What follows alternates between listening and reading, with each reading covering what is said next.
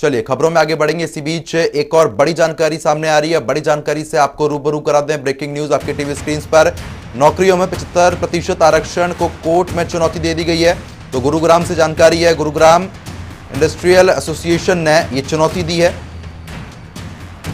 कानून इंडस्ट्रीज के हित में नहीं है एसोसिएशन। और इसी बीच गुरुग्राम से हमारे संवाददाता विजेंद्र हमारे साथ जुड़ गए। विजेंद्र, 75% आरक्षण को कोर्ट में चुनौती दे दी गई है, क्या कुछ अपडेट मिल रही है इस पूरे मामले को लेकर? देखिए, जितने भी प्राइवेट उद्योग थे उनके कुछ एसोसिएशन के जो लोग थे उनका कहना था कि जो ये 75% आरक्षण देने की जो राज्य सरकार के फैसले से कहीं ना कहीं उससे वो नाराज थे और कहीं ना कहीं इसको लेकर उन्होंने जो पिटीशन हाई कोर्ट में दायर की थी, जिसके बाद आज उसको एक्सेप्ट कर लिया गया है। इसके बाद उन्हीं जो जितने भी उद्योगपति हैं, एसोसिएशन से जुड़े लोग हैं, उनका कहना है कि जो आरक्षण होना चाहिए वो योग्यता के आधार पे होना चाहिए, ना कि क्षेत्र के आधार पर।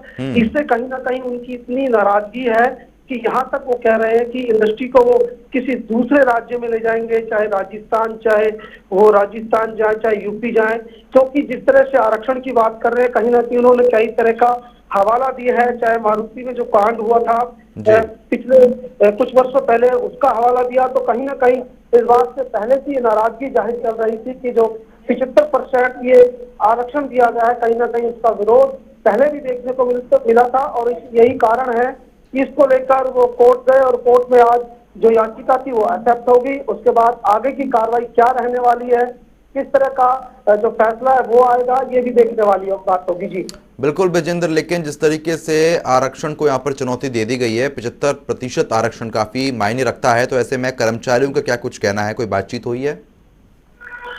देखिए, साफ तौर पर जो आरक्षण की जो बात थी कि जिस तरह से ये जो लागू किया गया उस पर लगातार जो टिप्पणियां थी वो आ रही थी उद्योगपति की, और ऐसे में जो 75% आरक्षण की बात हो रही थी, जो यहाँ के क्षेत्रवासी थे, जो मूल निवासी थे, उनको आरक्षण देने की बात हो रही थी। ऐसे में जो बाहरी लोग थे उनमें भी कहीं ना कहीं बात को लेकर नाराजगी थी कि योग्यता के आधार पर उनको नौकरी दी जानी चाहिए, क्योंकि 75% आरक्षण यहाँ के मूल निवासियों को दिया जाना था। इसी को लेकर कहीं ना कहीं पहले भी इस तरह की बातें हैं वो सामने आ रही थी। लेकिन आपको बता दें कि कहीं ना कहीं जो बाहर के लोग हैं, जो बाहरी लोग हैं, दूसरे राज्यों से यहाँ पर अपनी रोजी रोटी कमाने आते हैं या नौकरी के लिए आते हैं, उनमें जरूर नाराजगी देखी गई थी। जो यहाँ के मूल निवासी थे वो इस बात से खुश थे कि 75% जो आरक्षण उनको मिलेगा। यहाँ के जो युवा है, चलिए ठीक है, रोजगार उनको। ठीक है विजेंद्र, बहुत बहुत शुक्रिया तमाम जानकारी देने के लिए।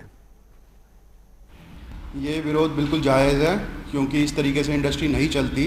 आप इंडस्ट्री पे रोजाना हर 15 दिन में, हर 6 महीने के अंदर नया कानून लेके आके उस पर नई हम रेगुलेशंस ले आते हैं, हम उसके हिसाब से अपने आप को ढालने की कोशिश करते हैं, फिर आप नई रेगुलेशन ले आते हैं। इस तरीके से इंडस्ट्री काम नहीं करती।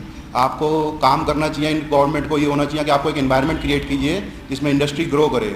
ये नहीं कि आप नई रेगुलेशंस ले आके बेफालतू में हमारे सर पे और बन नया बाहर डाल देते हैं हर 6 महीने के अंदर। अच्छा, कोरोना काल बिल्कुल होता है जी। ऐसे कानूनों से नुकसान ये है कि हमारी प्रोडक्टिविटी घट रही है,